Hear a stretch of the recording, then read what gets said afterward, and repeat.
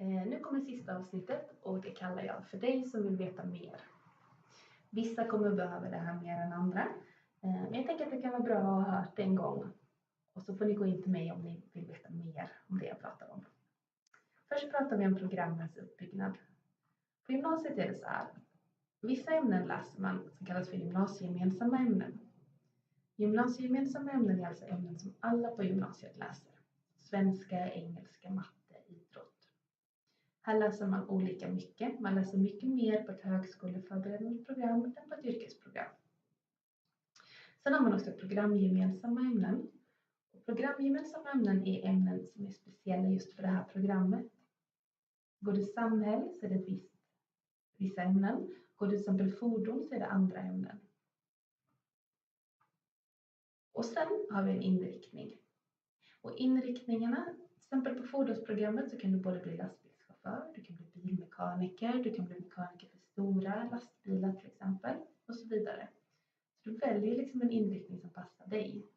En del skolor har alla inriktningar på ett program, vissa har bara en eller två inriktningar.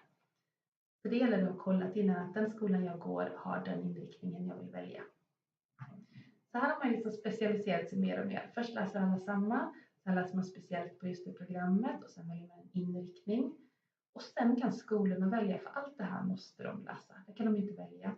Men när det gäller programfördjupning och individuella val, det kan skolan själv välja vad de tycker man ska läsa. Ibland har de satt ihop ett paket och sagt att alla som läser fordon hos oss, de får läsa det här. Ibland har de lite olika typer av ämnen och så får man välja vilka man ska läsa utav dem. Men när du ska titta på skolor och tänka, vad är det som skiljer skolorna åt? Så kan du tänka att det här är alltid samma. Men det här är lite speciellt för varje skola. Nu ska jag prata om kurser och poäng. Då är det ju så här att på högstadiet läser ni. Alla läser svenska och så får man ett betyg i svenska i slutet av 9. På gymnasiet är det lite annorlunda för då läser alla olika mycket svenska. På det vi pratade om innan att yrkesprogram läser inte så mycket, högskoleförberedande program läser mer. Och då är det så att när man läser olika mycket, på grund av det så är ämnena indelade i kurser. Så en del läser svenska 3 kurser, svenska 1, 2, 3 och en del läser bara svenska 1 och en del läser svenska 2. Och de som läser svenska 1, 2, 3, de får 3 betyg i svenska. Och så läser bara svenska 1 får 1 betyg i svenska. Så vi gör, och det har vi pratat om här,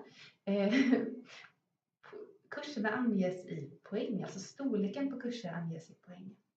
Så det är så att en poäng ska vara ungefär 1 timme undervisning.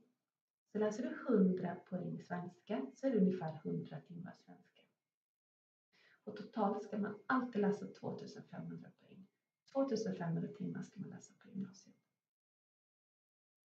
Och det är lite klurigt där med poäng. För det kan ju både då vara hur lång en kurs är, hur många timmar. Men det kan också vara betygen. Så bli inte rädda om ni tittar på gymnasiekatalog och så står det 300 poäng svenska. Då ska ni inte tänka att ni behöver 300 i högstadiebetyg. Utan det betyder att de läser 300 timmar svenska där. Här är ett exempel på en kurs jag har skrivit. Det här är någon som svetsar. Den personen går svetsgrund 1, 100 poäng. Det är alltså första svetskursen, den är 100 timmar lång. Så, särskild behörighet. Det handlar om det. Nu har jag ju sagt att går man högskoleförberedande program så kan man komma in på universitet. Jag har också sagt att gå på en yrkesprogram och läsa mer svenska och engelska så kan man komma in på universitet. Och det är sant. Däremot kan man inte läsa allt där. Man måste läsa vissa saker på gymnasiet för att bli vissa saker på universitetet. Eller komma in på universitetet. Till exempel måste du läsa natur för att bli läkare. Men du kan läsa både samhälle eller natur till exempel för att bli lärare i samhällskunskap. Så det här kan jag hjälpa er med exakt vad ni behöver. Men tänk på det att det kan inte bli allt på alla utbildningar. Och så har vi meritpoäng. Det är det sista. Det högsta betyget du kan ha på gymnasiet är A. Om du har A i alla ämnen, då är ditt betyg från gymnasiet blir 20. Man räknar ut ett medelbetyg, så A i alla ämnen är 20. Men det är faktiskt inte maxbetyg. Maxbetyg är 22,5. Och det får man genom att läsa extra höga kurser i matematik, engelska och språk. Så tänk på det, ni som behöver höga poäng.